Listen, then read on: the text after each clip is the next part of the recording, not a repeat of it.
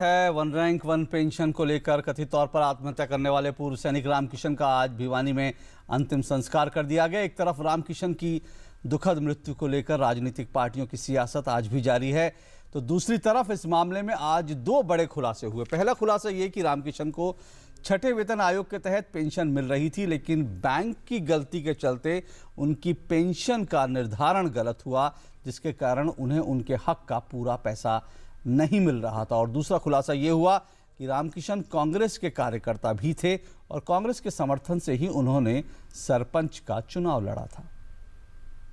पूर्व सैनिक रामकिशन ग्रेवाल की मौत पर जारी सियासत के बीच एक नए खुलासे ने मामले को नया टर्न दे दिया है। विदेश राज्य मंत्री वीके सिंह ने कहा है कि रामकिशन ग्रेवाल कांग्रेस के कार्यकर्ता थे। पूरे तथ्य जानना जरूरी है। आपको शायद पता होना चाहिए, वो कांग्रेस के वर्कर थे, कांग्रेस की टिकट पर सरपंच बने हुए थे, लेकिन हमारे सैनिक थे। उनके निधन पर दुख है।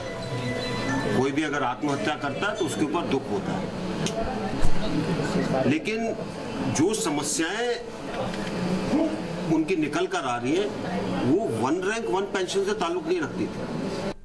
इसके अलावा खबर यह भी है कि रामकिशन को छठे वेतन आयोग और वन रैंक वन पेंशन के अनुसार पेंशन मिल रही थी, लेकिन बैंक की गलती के चलते उनके खाते में पैसा कम आ रहा था। रक्षा मंत्रालय के मुताबिक सितंबर 2004 में रिटायर हुए रामकिशन को छठे वेतन आयोग और वन रैंक वन पेंशन के अनुसार बढ़ी हुई पेंशन जारी की जा रही थी, लेकिन उनके खाते में कम पैसा जमा हो रहा था। अधिकारियों के अनुसार भिवानी जिले में स्थित जिस बैंक में उनका खाता था, उसके द्वारा गणना में की गई गलती के चलते ऐसा हुआ। अधिकारी ने बताया कि रामकिशन को 2-3 हजार रुपए ज्यादा पेंशन मिलनी चाहिए थी। अब इस मामले की जांच की जा रही है। रक्षा मंत्री मनोहर पर्रिकर ने भी कहा है कि ओआरओपी का लाभ अभी 1 लाख लोगों को मिलना बाकी है। उन्होंने कहा कि कुछ तकनीकी खामियां हैं, जिसे 2 महीने में दूर कर दिया जाएगा। ओआरओपी जो 43 इयर्स नहीं मिल रहा था, वो हम लोगों ने 7,500 करोड़ हर वर्ष का 11,000 करोड़ अरियर्स और करीबन 23 से 24% इंक्रीज, केवल अभी 1 लाख लोगों को इसका पूरा बेनिफिट मिलना बाकी है और उसमें थोड़ी टेक्निकल पेपर की डिफ़िकल्टी है। वो सब पूरी अगले 1-2 महीने में हम ख़त्म करेंगे। इन सब के बीच रामकिशन ग्रेवाल का गुरुवार को भिवानी में अंतिम संस्कार किया गया।